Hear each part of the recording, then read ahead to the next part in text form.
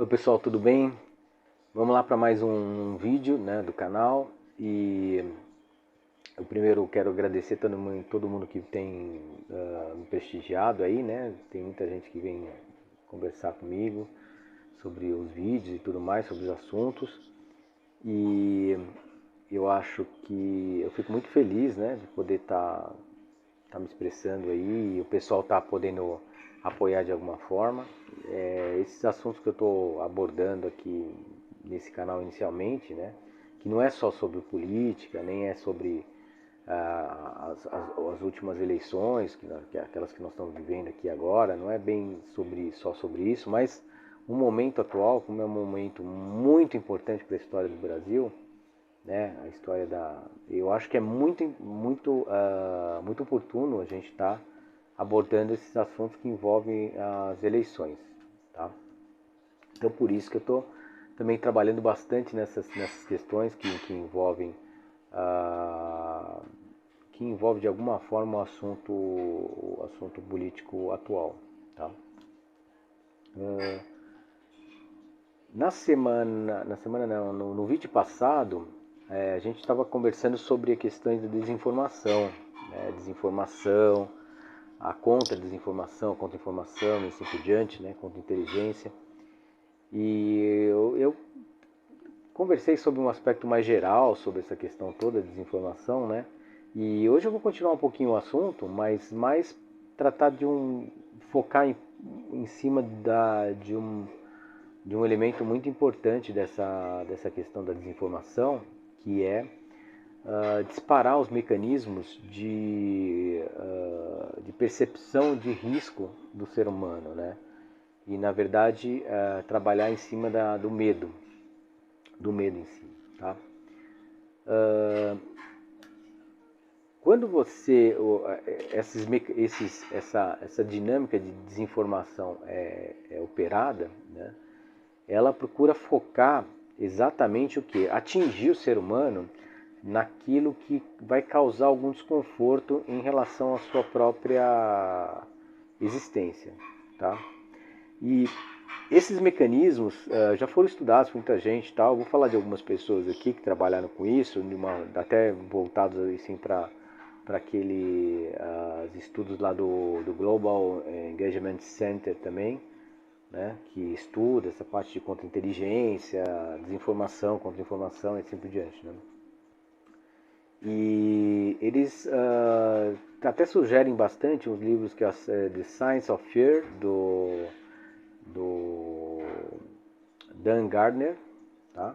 Que é um dos caras que trabalhou em cima da percepção com o disparo dos botões, né, dos mecanismos de percepção de risco que o ser humano tem, tá? E também o Poslovic, através do livro dele de Science and Politics of Fear, né, que também trata dessas questões também. Então, nesses dois livros são bem interessantes assim na abordagem que se faz dessa questão de disparar os mecanismos de percepção de risco para o ser humano, né? Tá? E eles elencaram, principalmente o Dan Gardner, que ele elencou em torno de 17, se não me engano, 17 itens, assim, desde os mais prioritários de percepção do risco, o ser humano já identifica como que já dispara aquela atenção, aquela percepção de um risco imediato, tá? Até os mais tênues, assim, tá? E eu posso falar para vocês que a morte e a confiança talvez não sejam os mais elencados, né? Os mais elencados, existe o potencial catastrófico, né? Quer dizer, o reconhecimento da existência de uma catástrofe, né? Isso daí é o principal, entra como primeiro, que foi verificado que entra como primeiro desses mecanismos de disparo dessa percepção de risco do ser humano, e que aí vai nos trabalhar em cima do medo, tá? Também, trabalhar em cima do medo.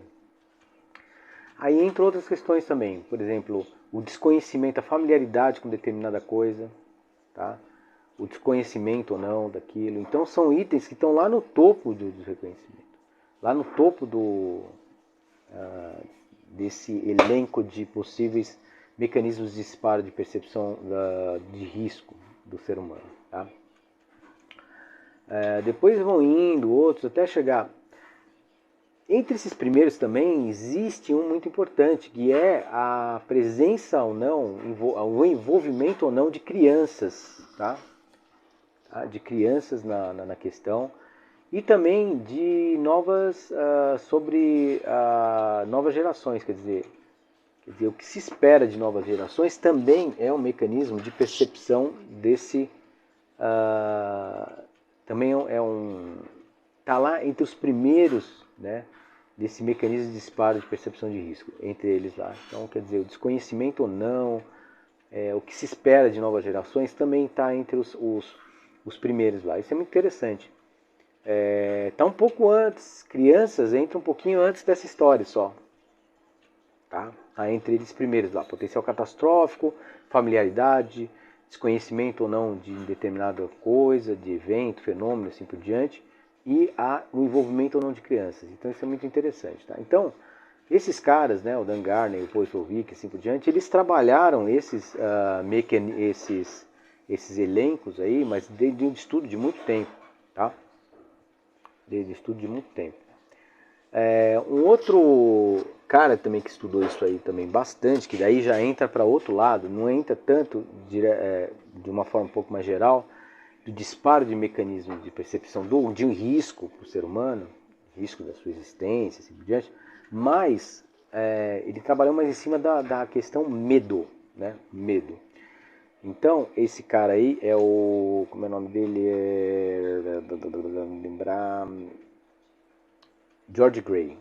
George Gray de Harvard, tá? É um pesquisador de Harvard, e ele colocou em 3 níveis, 3 principais medos do ser humano, entre esses 3 aí, esses 3 principais medos do ser humano. O principal medo é o medo dos outros. Quer dizer, o ser humano tem medo do outro, do próximo. Aquilo que o pessoal, a gente coloca, amai o próximo. O ser humano ele coloca como o próximo é aquilo que ele mais tem medo, é do próximo. Então isso é muito interessante, quer dizer, ele descobriu que o que mais aterroriza um ser humano é o próximo. Tá? Então isso é um ponto. Tá? O outro, o medo que mais aterroriza o ser humano é o medo de ser passado para trás, o medo de ser enganado, o medo de ser ludibriado, assim por diante. Então, esse é o segundo medo que mais aterroriza o ser humano. Então, o primeiro seria o próximo. E o segundo é o medo de ser passado para trás. É o segundo medo. E o terceiro medo é um medo interessante, é o medo de perturbações sociais, né? Que envolve também transformações, que envolve um pouco daquela coisa que o Paul Slovic e o Dan Gardner falavam da questão da percepção de risco muito alta lá, da questão de potencial catastrófico, desconhecimento, familiaridade com determinada coisa e assim por diante. Então, quer dizer, aquilo que é trabalhado hoje em dia, né, só assim, analisando essas questões do medo com a questão atual, né, a gente começa a perceber uma série de coisas, né, que são fundamentais para o cenário. Né? Por exemplo, se você tem medo de uma transformação e medo de perturbação, que é entre esses grandes medos que tem, e entre esses grandes mecanismos de disparo da percepção de risco, né, que é de transformações, familiaridade ou não, transformações, perturbações e assim por diante, e as crianças, o que atinge exatamente isso? Atinge aquela palavra do conservadorismo. O que é conservador, né? O que é conservado. Então, aquelas pessoas que se colocam, né, como conservadores e tudo mais, nós podemos dizer que elas são os maiores representantes dessas questões que nós estamos percebendo aqui agora, do medo, dos medos em si, que nós estamos colocando, né, dos medos e dos disparos de mecanismos de percepção de risco. Isso, independente do cara ser conservador ou não, isso foi uma pesquisa que foi levada para o ser humano como um todo. Tá? Mas se você perceber que nós temos um público que ele está, quando ele fala assim, a moral, bons costumes, não sei o quê, ele está querendo, na verdade, dizer que ele está muito preocupado e já disparou os mecanismos todos de percepção de risco dele, dentro daquela condição dele de muito conservador e tudo mais, de nem pensar, por exemplo, em das crianças envolvidas, claro, de gerações futuras, o que pode ser essas gerações. Nossa, não pode ser diferente do que nós estamos pensando. Tá? Outra questão, ele tem o medo da perturbação social muito acirrado. Ele tem o medo dessa coisa muito forte, né, neles aí. E aí eles começam a criar um mecanismo, ele começa a fortificar todas essas características que eu conversei. Quer dizer, num conservador, ele acaba sendo muito mais intenso. Muito mais intenso. E aí o que acontece? Aí nós pegamos um cara como esse Bolsonaro aí, que é malandro, tá? E que ele não é nada o que ele costuma passar. Tá? Ele ataca os outros, né, daquilo que ele faz. É aquela velha tática, né? Só que o bolsonarismo, ele tem pessoas ali muito perigosas, no sentido de que elas sabem disso que eu estou falando.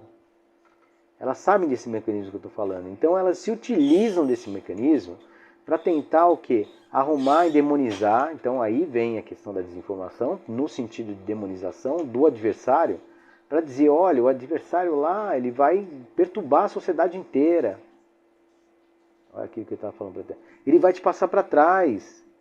Segundo medo. O terceiro medo, eu tinha que falar, perturbar a sociedade. Segundo, ele vai te passar para trás. Olha, você... Terceiro, você tem que ter medo dele, porque ele é um bandido, um demônio, ele é comunista, ele é perverso. Entendeu?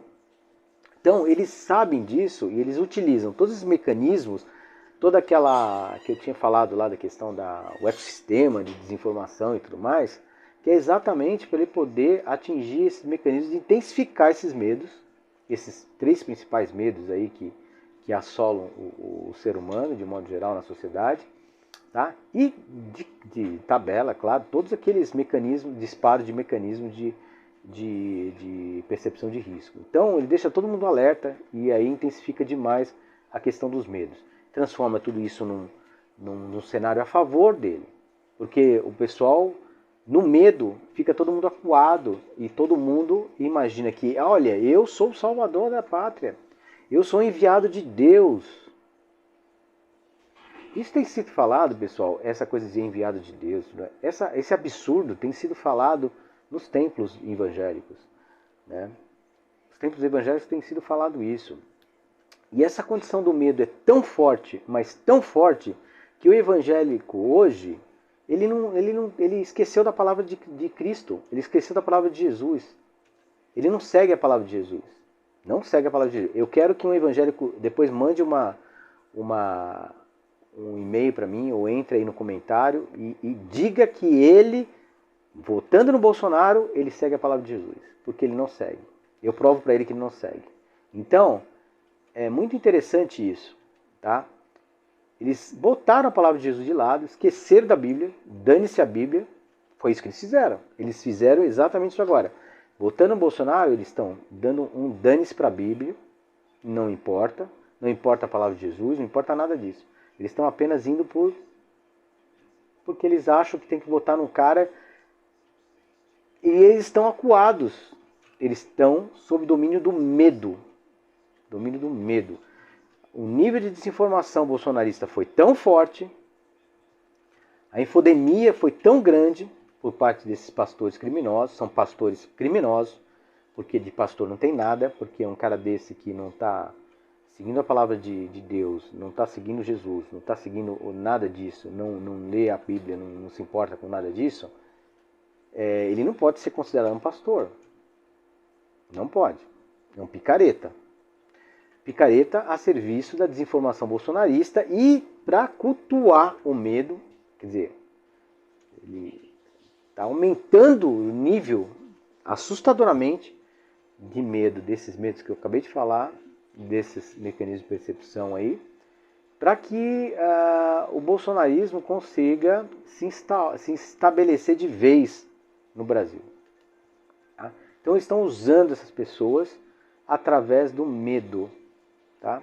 Eles estão persuadindo essas pessoas, estão coagindo, estão fazendo tudo o que você pode imaginar, eles usam o medo. Quer dizer, agora, da onde vem essa história de utilizar o medo? Poxa, por que eles estão usando de uma forma tão competente, vamos dizer assim?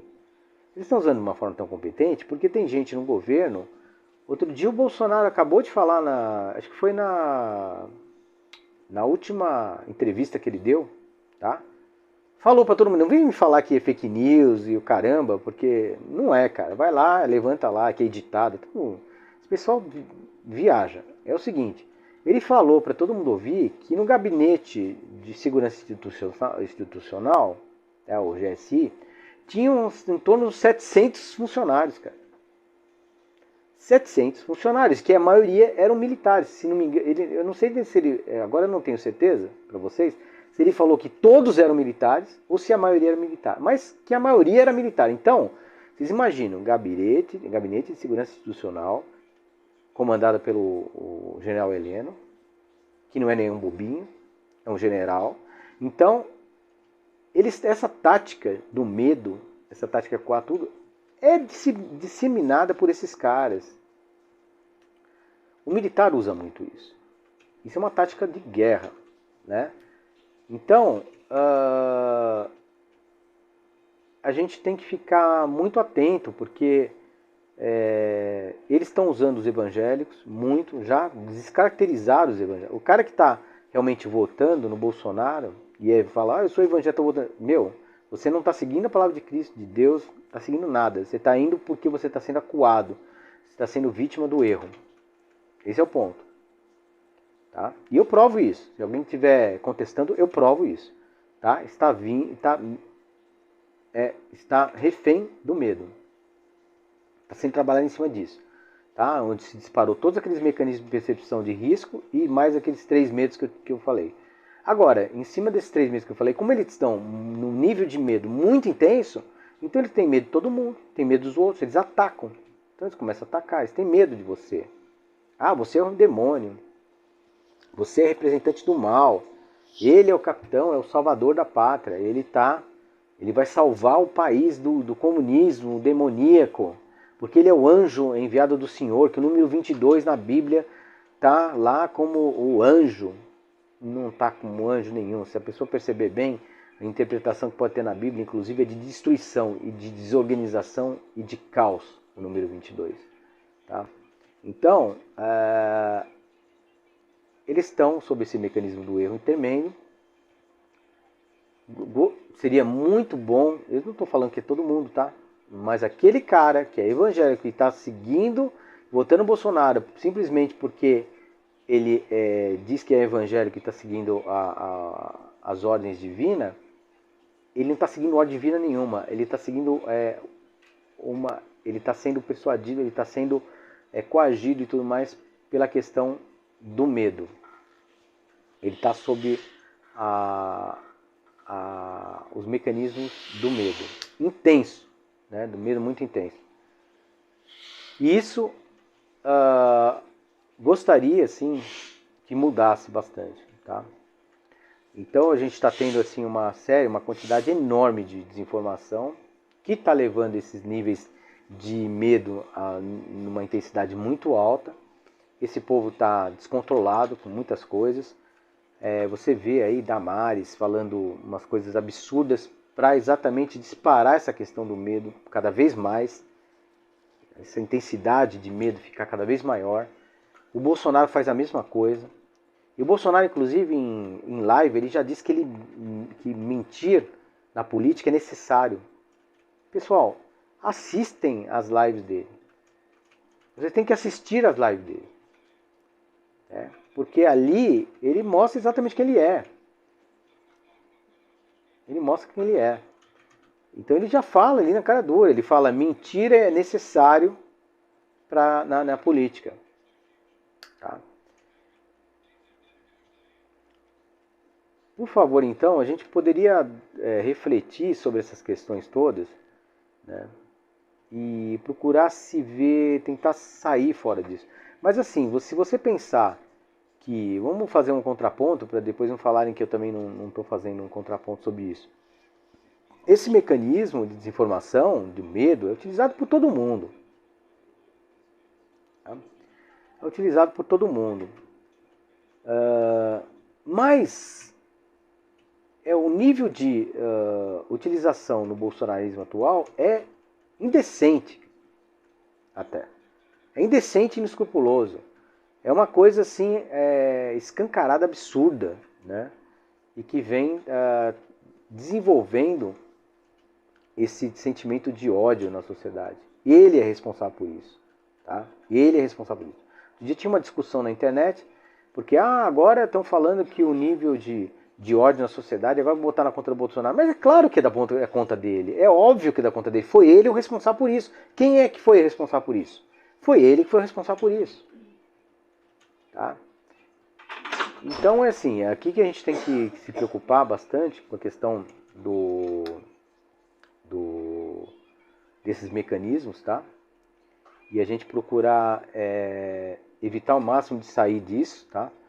E procurar entender realmente o que está acontecendo no cenário atual, em que tem coisas reais que estão acontecendo, tá? Que a gente está decidindo entre a gente continuar tendo democracia e a gente ter um governo que eu chamo de autocrático, neopentecostal, tá? E ainda, além de ser autocrático e neopentecostal, tá? Esse governo também poderia ser assim um governo que está trabalhando a questão dos militares, que a gente já viu, né? Tá? E que, assim, os objetivos estão muito claros, né? Os objetivos estão muito claros. Se você trabalhar e refletir sobre essa questão, tudo que ele está falando, quer dizer, ele está realmente querendo chegar no objetivo dele, que é um governo que seja convergido tudo à pessoa dele, né, provavelmente como um Deus, né, e que as pessoas não tenham, não existe democracia. Isso vai acontecer. Então a decisão atual é essa, tá bom? Então esse vídeo era mais para discutir esse tipo de coisa, mas a gente refletir, botar o pessoal para refletir também em cima da questão do medo, né? E o que envolve essas desinformações todas, né? E esses 3 medos principais, então é por isso também que eles trabalham em cima disso, eles sabem o que eles estão fazendo, tá? E a gente não pode cair nessa, tá bom? Principalmente os evangélicos, tá? Que eu acho que os evangélicos estão, por ser mais eles já terem, vamos dizer assim, esses mecanismos disparados, essa percepção de risco muito acentuado, tá? Já ficam com o pé atrás com tudo, não sei o quê, porque já desenvolveu essas características muito mais conservadoras, então eles são presas fáceis nisso aí, tá bom? Então, grande abraço para vocês, aí a gente depois continua nos próximos vídeos, né? Tá bom? Foi um prazer aí tá passando essas questões para a gente dar uma refletida, e até a próxima então. Muito obrigado, um abraço, tchau, tchau.